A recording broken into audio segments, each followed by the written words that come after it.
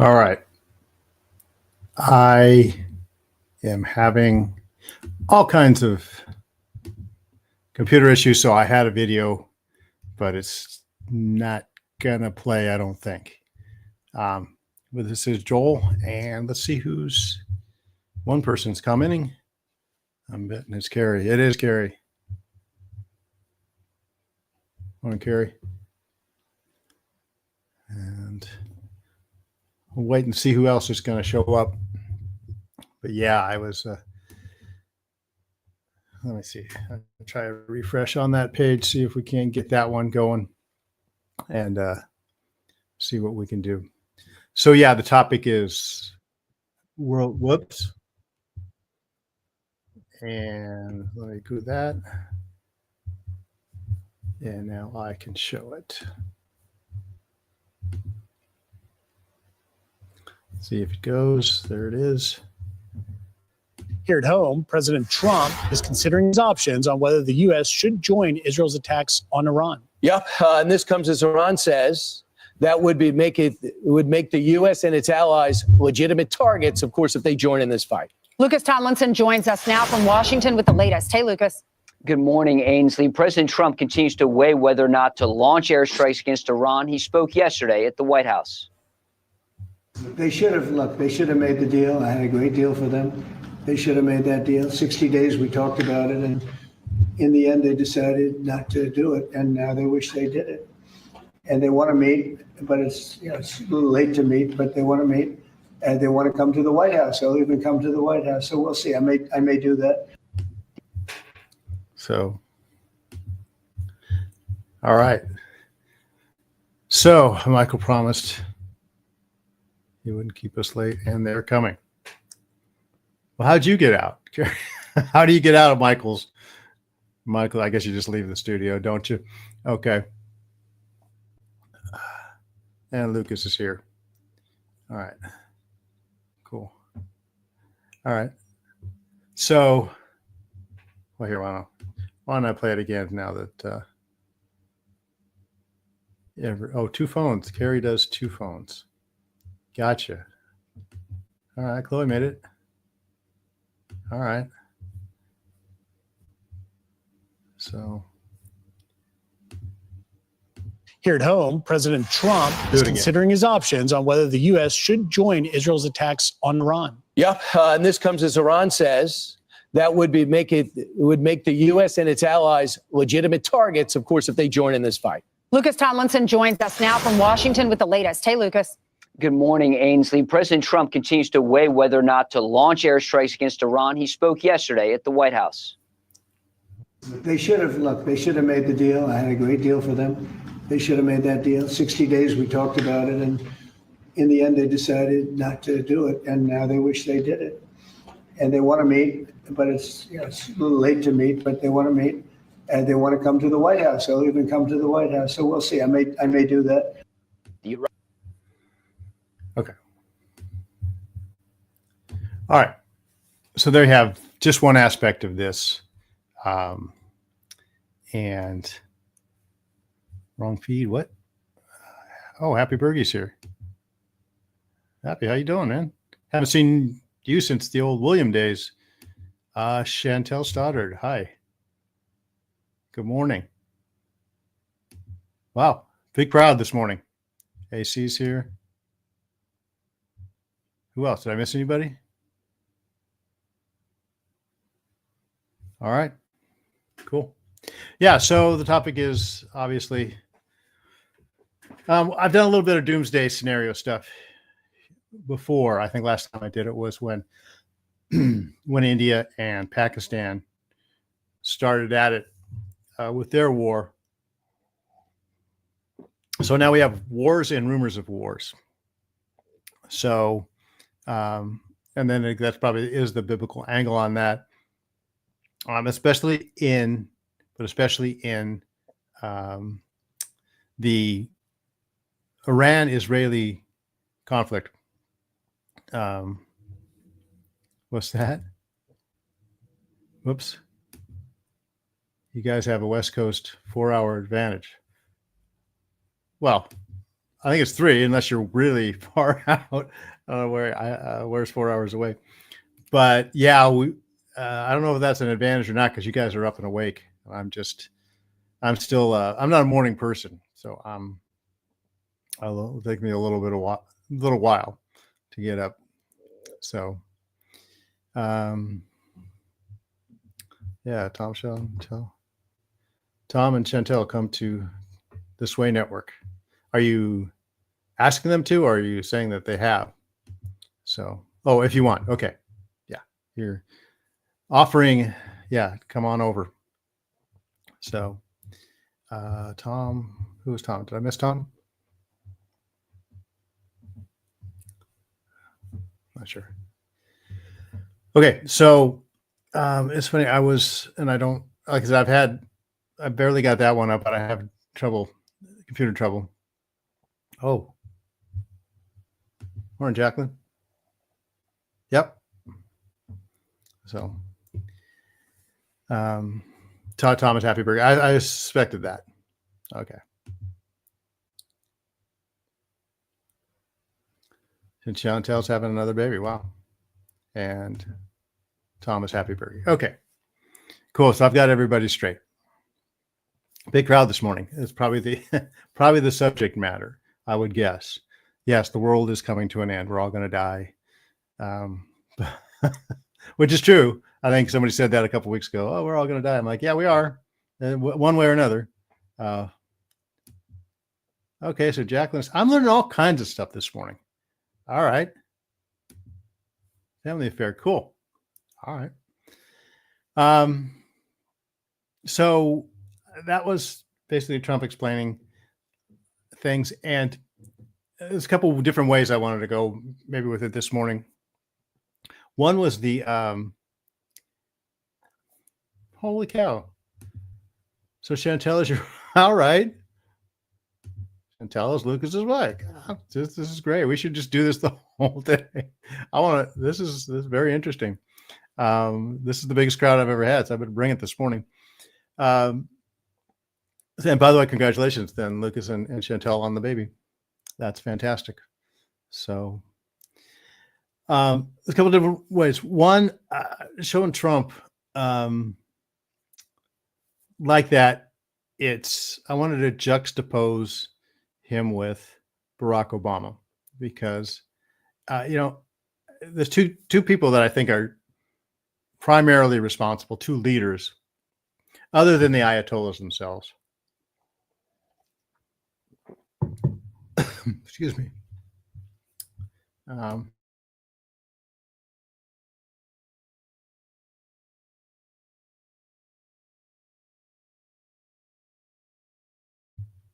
Sorry about that. Like I said, I'm not a morning person. So there's two people are primary leaders other than the Ayatollahs that are responsible for this mess. And one is Jimmy Carter. And the second is really Barack Obama.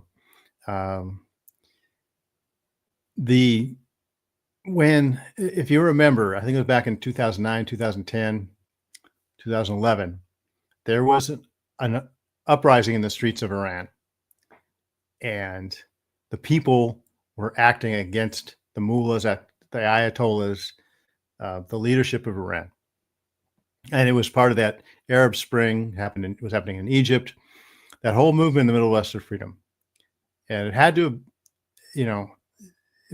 come from the people, right? This regime change stuff doesn't work from our end. It had to come from the people. The Iranian people are the Persian peoples. And I'm going through the Bible in a year, and this is the second angle I was going to take. But the Persians, I just got to the part in Ezra and Nehemiah where Israel had been taken captive by Babylon, by Nebuchadnezzar, and Cyrus, the king of Persia, and Xerxes and Artaxerxes. I think they must have conquered Babylon, and then Cyrus said, I'm going to send people back to Israel to rebuild the temple. The Babylonians had leveled the temple and taken everything, destroyed the temple. And the king of Persia was an ally of Israel, an ally. He acknowledged the one true God of Israel and said, we need to, whatever it takes, we need to rebuild this temple.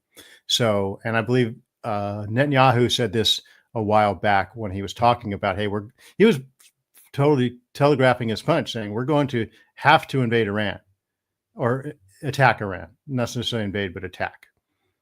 He said, because Israel knows everything. Say what you want about Israel. Israel is a very impressive country. And the way they've executed this attack is just everything Israel does, they're 2 steps ahead of the world. I was married to an Iranian. I told her, unless you are immersed into their inner circle, you have no idea how they are. I was in Iran in 1975. And in 1975, Iran was a thriving place, right? So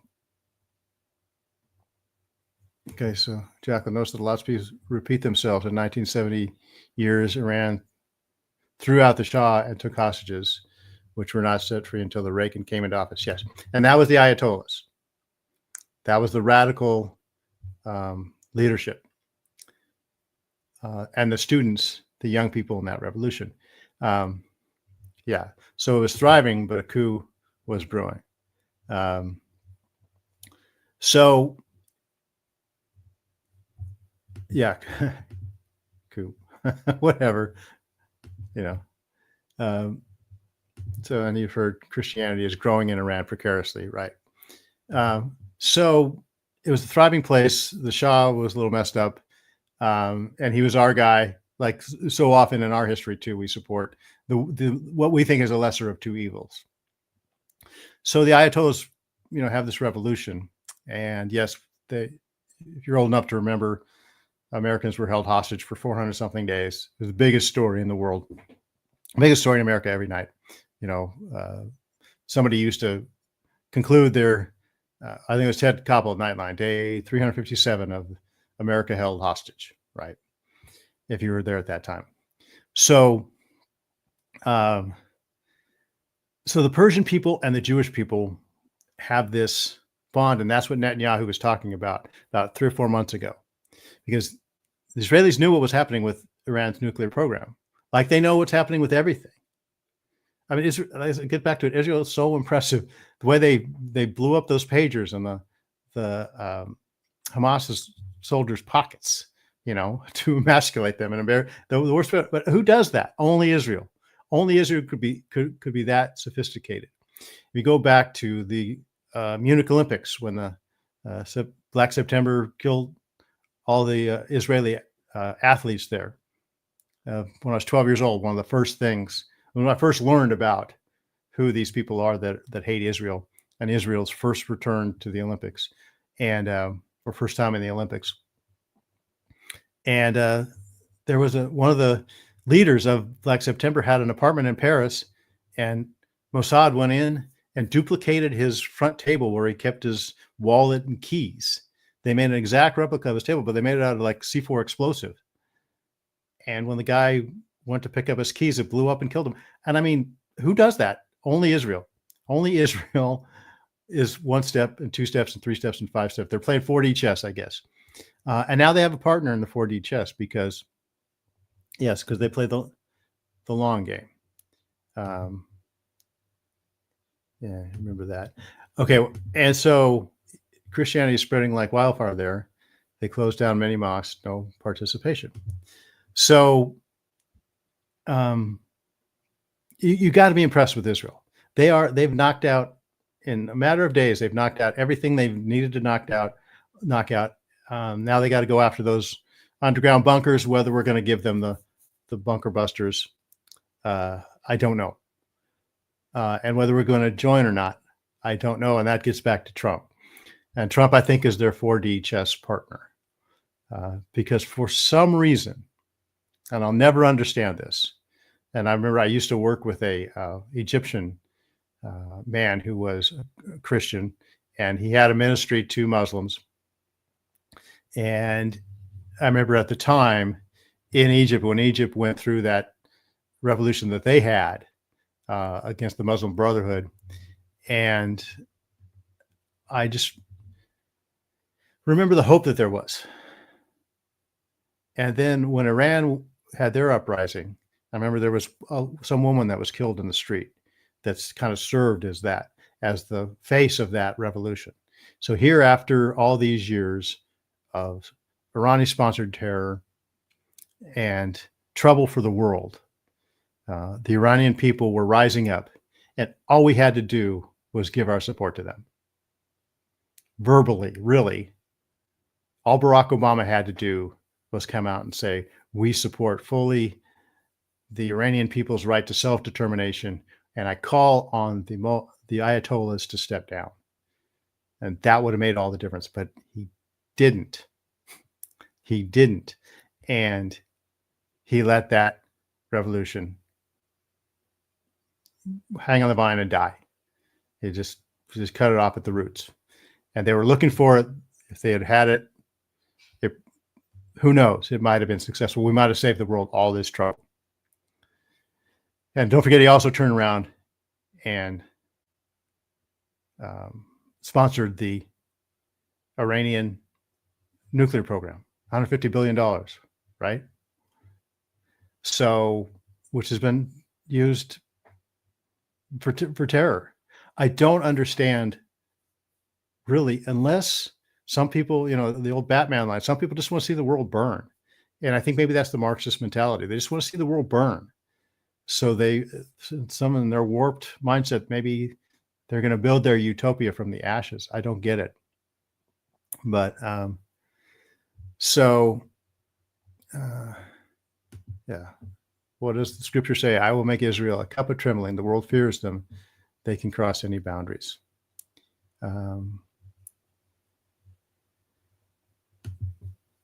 It's kind of, yeah, God is with his people. It's, as another thing, reading through the Old Testament right now, Israel just, yes, they are God's people. They are God's chosen people, but they can screw it up every time. But now, back in the day, they every time God blessed them and they gave them great victory, it didn't take long for them to turn around and go back to the idols and back to the Asherah poles and, Baal worship and all these things, the high places, right? So, and Israel now is a secular state. I don't know how much fidelity there is to God, but he still is their people. And it's funny when you are surrounded like that, when every day is your existence is on the line. It just makes you a sharper edge. It puts a sharper edge to your knife. And Israel's got the sharpest knife in the world. It really does. So Israel's playing the long game. They know they're always 2-3 steps ahead of people. And I think Trump is too. Because if you look at the juxtaposition between Trump and Obama or Carter, go all the way back to Carter. Carter was hapless, didn't know what to do, had no idea what to do. He did this rescue operation for the hostages that was doomed right from the start.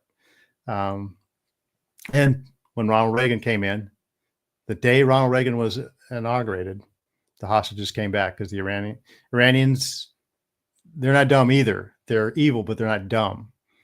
They know a weak horse from a strong horse. Carter was a weak horse, one of the weaker horses I've ever seen in my lifetime in leadership.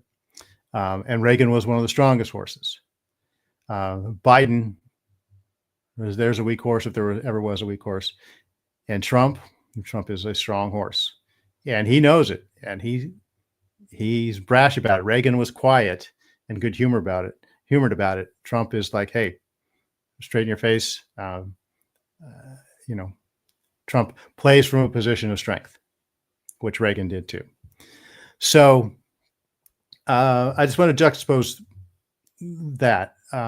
And I think it's a worldview thing. It's a Marxist worldview thing of whatever facilitates the breaking down of societies.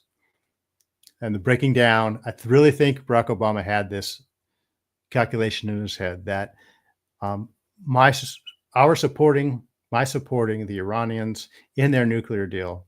Well, first of all, it will threaten Israel, which another Marxist tenet is anti-Semitism. And, you know, you got to think, why is everybody against Israel? Because Israel are God's people. Israel, the Jews, represent the idea that there is a God who is a personal God and a God who expects things of you, expects you to get right with him. And man, unregenerate man just cannot have that. So people of those kind of worldviews, the Muslim worldview, the Marxist worldview, the secular humanist worldview, cannot have that. All the other faiths are tolerable, but Judeo-Christianity is not.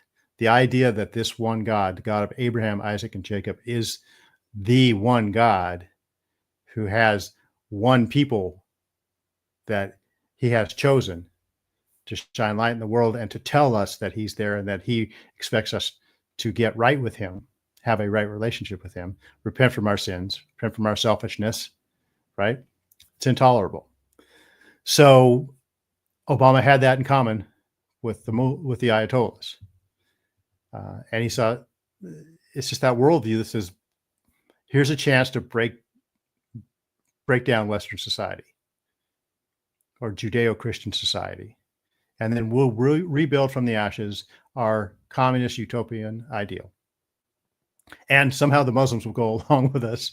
You know, as I said, it's hard for me to imagine what these people think. So here we are. Anyways, Trump is the strongest horse I've ever witnessed. Says what he means what he says. Tehran was attacked on day 61 after he gave them 60 days. So was there an attack today? I don't know. I mean, Israel has been attacked. I don't know. I haven't heard that we have. So I might be behind in my research on this. So, but let's see. The fake movie in Argo was a precursor to the hoaxes we have endured over the past 4 years. Argo came out in 2012. Yeah, Argo.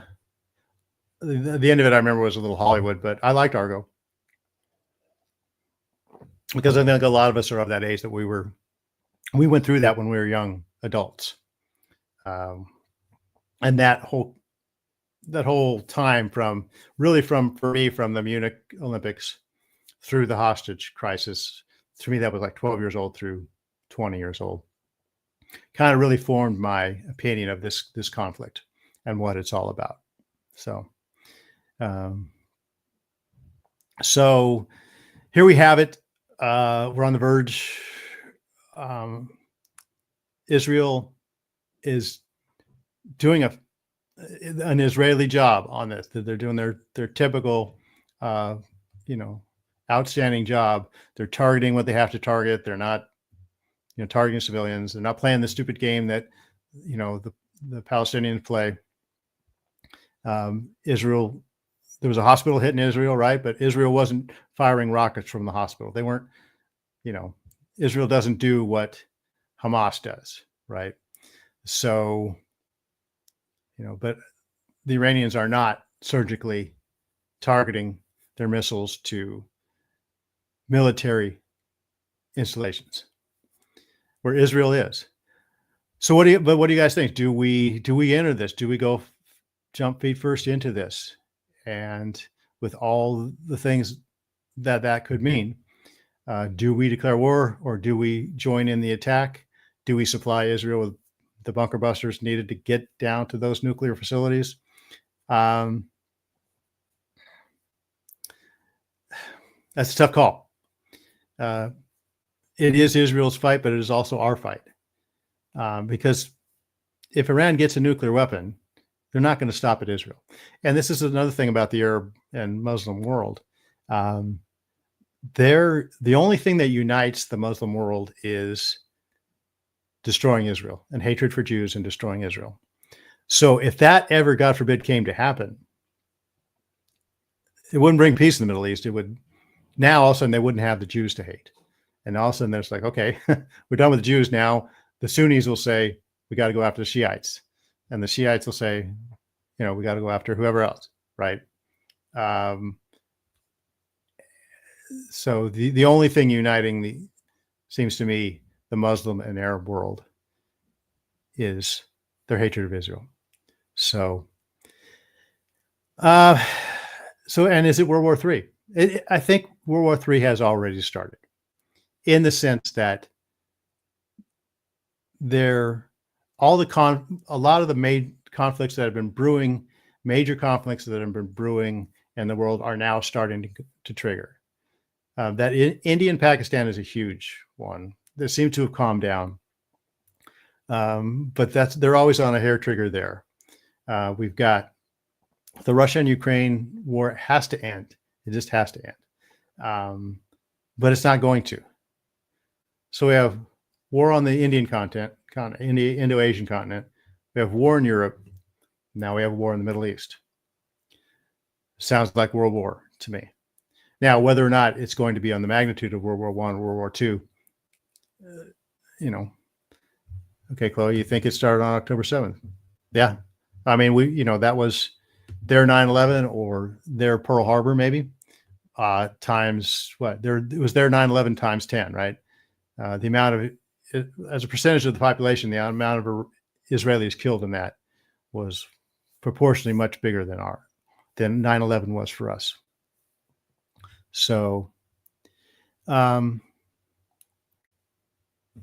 yes. Again, if you truly understood the Iranians, you know why they've been telling us all along, death to the U.S. Right. So once Israel is out of the way, then they'll come after us, and then they'll go after each other, because it's a warlike faith. Muhammad was a warrior. Okay. To put it nicely, okay, he was a genocidal maniac, if in some people's view, and it's hard to argue with, right? So, I don't know where we go from here. I would hate to think that we're going after doing another regime change operation. That hasn't gone well in the past. But on the other hand, the Ayatollahs have to go. If the Ayatollahs aren't gone and Iran's nuclear capability is not completely destroyed, then this is all for naught. So, and it doesn't seem like Israel can do that. Israel can do a lot, but it's still a pretty tiny country, and it's got limited resources, and it's thrown everything at Iran, and it's going to need our help. And whether that means directly, our planes directly flying over, I don't think we're going to do boots on the ground. That would be against everything Trump knows not to do that. He pretty much, his whole big part of his political life has been, I'm not going to get us involved in these endless Middle East wars. Well, here's an endless Middle East war. But is it going to be different? Is it going to be a war with an end? I don't know. This is a tough one, because, we've been burned before on this kind of thing, and this kind of talk, and this kind of thought. So, and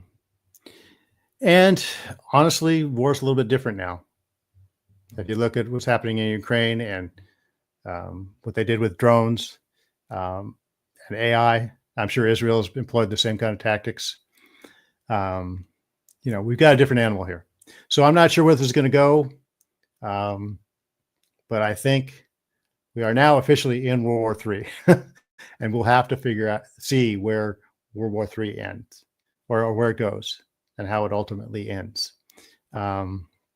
So sobering times, but God is in control. It is his people, his chosen people, against their biblical ally, the Persians, the great Persian people, as Netanyahu put it. So God is in control. God is using this. We are cursed to live in interesting times, as the old thing says. It is very interesting. And stay faithful, folks. We'll keep talking about it here. So I'm out of time, and I got to go. So thanks for listening. Thanks for everyone for coming. Thanks for the new people. That's great. And happy birthday, old friend. So Take care. I will see you tomorrow with William. Okay.